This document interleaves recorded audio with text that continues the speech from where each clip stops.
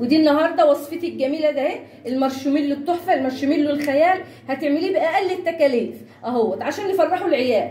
من بعد النهارده مش هنشتروا اي حاجه من بره، اي حاجه نشتروها من بره لا. اهو بصوا شوفوا مطه المارشميلو عامله ازاي، شوفوا الحلاوه بتاعته وكميه الارتفاع بتاعته، ما شاء الله خيال كده. الله على الجمال والله على الحلاوه بايه وبحاجات لا تذكر والله، حاجات بسيطه خالص اهو. ليه نشتروه من بره واحنا في ايدينا نعمله كل حاجه في بيتنا نظيفه ومضمونه ومن غير مواد ضاره ومن غير مواد حافظه؟ ليه؟ عشان عيالنا اهو. تتفضلي وشوفي الفيديو وهتكون مشاهده سعيده عليكي، وعلى الله يا رب يكون اكون ضيفه خفيفه عليك. اتفضلي وتكون مشاهده سعيده عليكي اهي.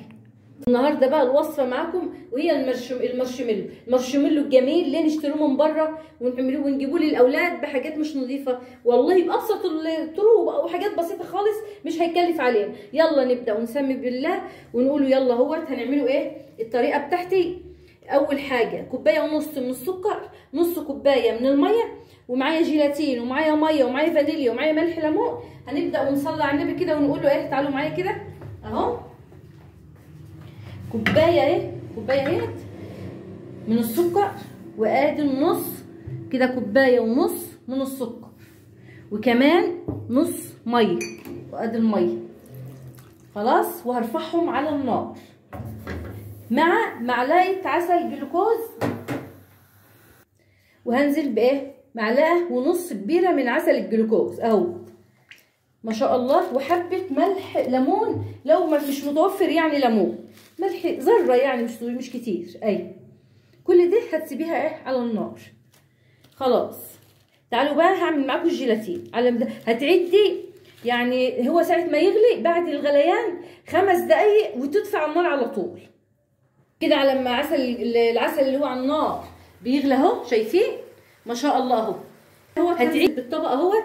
الطبقه دي اللي هنزل بيه في بالمارشميلو. ندعي زيت صغيره وتتينيها كده اهو عشان ما يلزقش مننا، والزيت يكون ريحته حلوه كده اهو. كده دهنت كده الطبق اللي انا هنزل بيه في المارشميلو، وهركنه على جنب. وجبت معلقتين من الجيلاتين اللي هو النباتي اللي هو الحلال ده، هي معلقتين اهو، معلقتين بالمعلقه ده، وعليهم ربع كوبايه ميه، ربع بس، وهتدوبيهم كده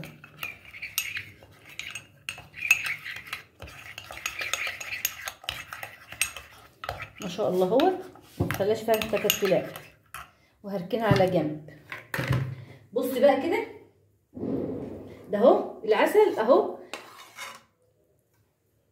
والعسل هنزل بيه في الطبق اهو الكميه اللي انا عاملاها ما شاء الله على الجمال. وهتنزلي بمعلقتين الجيلاتين. ادي معلقتين الجيلاتين، شوفوا مسك على طول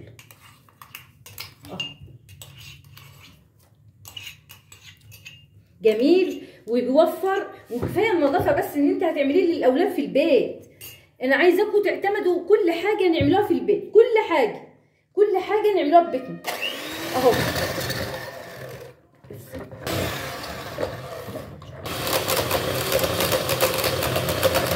بصوا انا عايزه اوصل الخليط ده اهو. شفتوا الكريمه زي الكريمه بالظبط، بس انا عشان ما اطولش عليكم هوريهولكم بعد ما اخلص ضرب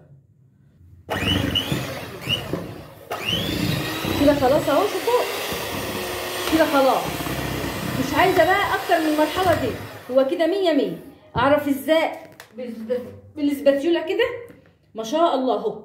شوفوا جميل كده الوصفه كده خلاص. هنزل بحبه موارد صغيرين اهو، ماء الورد او فانيلي اللي انت عايزاه، بس انا بحب ميه الورد في البتاع اللي هو المارشميلو ده. هضربه كمان مره وهوريهولكم. وكده خلاص اهو. هنزل بقى الطبق اللي انا دهناه زيت وفيه ورق ستريتش راب اهو، وتنزلي بالكميه دي كلها ما شاء الله. عسل عسل عسل. وهتسيبيه بقى اهو جميل وريحته عسل كده. وكده صبيته اهوت ونزل ما شاء الله اهو. هغطيه بقى وتسيبيه 4 ساعات يا اما لحد الصبح. انا هغطيه كده اهو واسيبه، وبكره الصبح ان شاء الله هوريهولكم. هيبقى بقى شويه مارشميلو تحفه. هعمل كمان معاكم كميه بلون تاني، يعني دي بيضه هعمل بقى كميه بلون اهي. الطاسه اهي وهنزل برضو بكوبايه ونص من السكر، ونص كوبايه ميه، نص كوبايه ميه. ليه؟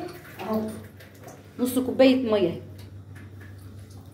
وهنزل بيها على النار، وحبه ملح ليمون زي ما قلت لكم صغيرين، برضو صغيرين خالص اهو. شوفوا ملح الليمون اهو. وايه تاني؟ وهنزل بمعلقه عسل، معلقتين العسل جلوكوز. بس العسل الجلوكوز ده بصوا بيمسك جامد، ما بينزلش الا بالحراره بتاعه النار اهي. ادي معلقه، وهجيب كمان معلقه تانيه وانزل بيها، لان هو ما بينزلش كده بالراحه، لا. ادي معلقتين العسل جلوكوز، هسيبه ولما يبدا يغلي، بعد ما يغلي ب4 دقايق بالظبط ابداي اطفي عليه. يعني تعدي 4 دقايق من الغليان، مش من دلوقتي، لا، من الغليان. وهوريه لكم اهو. شوفوا جميل اهو، هينزل العسل الجلوكوز ما شاء الله. هبدا بقى اعمل الجيلاتين، معلقتين من الجيلاتين اهو، تاني معلقه اهي، وحبه الميه، معلقتين من الميه كده، وتسيبيه على جنب على ما العسل يخلص يكون ده ايه ما شاء الله. عمله على جنب كده اهو، تسيبيه. والعسل خلاص. ازاي اعرف ان العسل خلاص كده خلاص؟ بصوا، اجيب حبه وانزل بيهم في الحبه الميه ده كده، واختبر العسل. اذا عمل كوره كده اهي، شوفي كده بقى، يبقى العسل مظبوط ما شاء الله. الكوره دي هي اللي بتثبت. خلاص يبقى العسل كده ايه خلاص. بصوا لي كده، هنزل برضو اللي عملته في المقدار الاولاني هعمله في المقدار الثاني.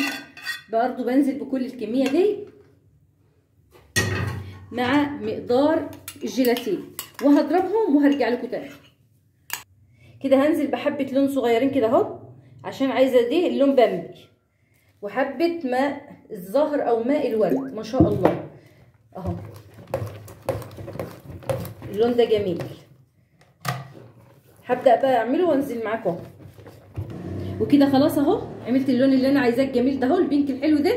هنزل بيه اهو برضو كده، والكيس مدهون زيت، ما تنزليش الحاجه من غير زيت.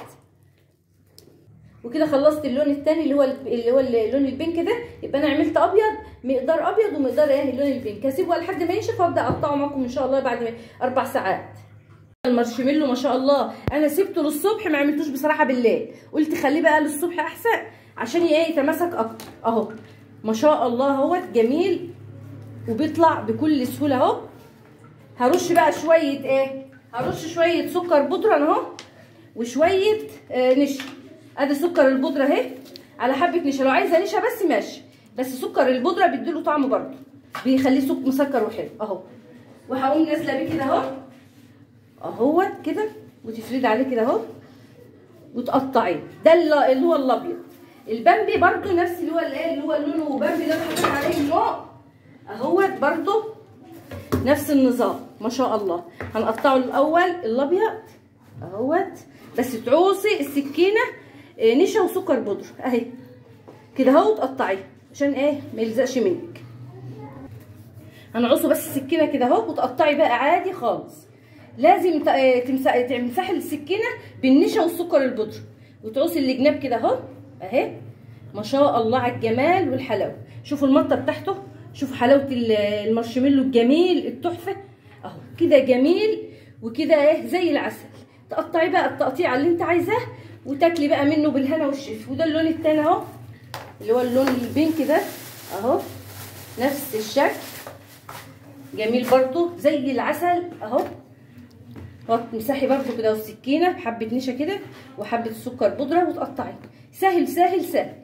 ليه نشتروه من بره وهو باقل التكاليف اهو؟ ما شاء الله عليه جميل. كفايه بس طعمه، نظافته، انت ضامنه كل حاجه انت عاملاها في البيت. وكده اهو تكون وصفتي النهارده الجميله المارشميلو التحفه ده اهو، الخيال اللي باقل التكاليف عملناه في بيتنا اللي بيموت. شوفوا ما شاء الله. دي بقى هتكون ايه المارشميلو الجميل اللي هيتعمل في البيت. اذا عجبك الوصفه الجميله دي متنسيش تعملي لايك واشتراك وتفعلي زر الجرس عشان يوصلكم مني كل جديد. ومع السلامه حبيبي.